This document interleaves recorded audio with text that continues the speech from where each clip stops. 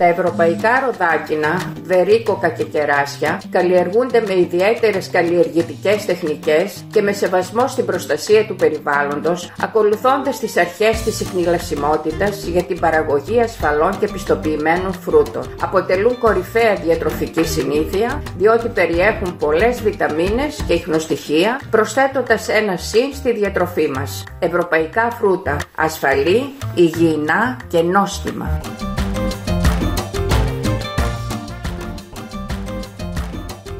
Παύλοβα, ένα υπέροχο καλοκαιρινό γλυκό με μαρμελάδα και κεράσι. Έχουμε διαλέξει ωραία γερά κεράσια, όρημα, μοσχοβολιστά. Έχουμε έτοιμους δίσκους Παύλοβα, 3 δίσκους. Έχουμε τα κεράσια τα οποία τα έχουμε καθαρίσει, έχουμε βγάλει τα κουκούτσια τους. Τυρί μασκαρπόνε, ζάχαρη και βανίλια. Θα ρίξουμε τα κεράσια στην κατσαρόλα, θα προσθέσουμε τη βανίλια, τη ζάχαρη και θα τα βράσουμε να κάνουμε μία γρήγορη μαρμελάδα. Ανακατεύουμε για να πάει η ζάχαρη παντού, ξαφρίζουμε καλά τη μαρμελάδα. Αφού είναι έτοιμη θα την αφήσουμε να κρυώσει και θα την πολτοποιήσουμε.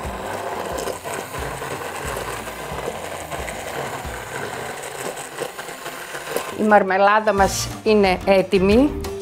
Θα στρώσουμε τώρα τους δίσκους της Παύλοβας τον ένα πάνω στον άλλον, αφού όμως πρώτα ρίξουμε σε κάθε στρώση μαρμελάδα κεράσι.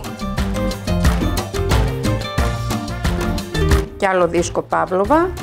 Συνεχίζουμε με το τυρί μας. Απλώνουμε το τυρί. Είναι ένα δροσερό, φρέσκο, ωραίο, καλοκαιρινό γλυκό. Θα ρίξουμε κι άλλη μαρμελάδα στη δεύτερη δόση. Κατακόκκινη, δροσερή. Συνεχίζουμε με την επόμενη.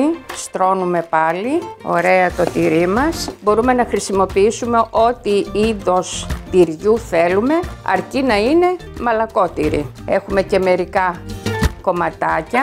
Πάρα πολύ ωραία.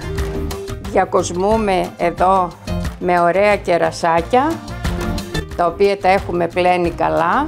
Έτοιμο το γλυκό μας, το ωραίο το γλυκάκι μας το καλοκαιρινό. Καλή μας όρεξη!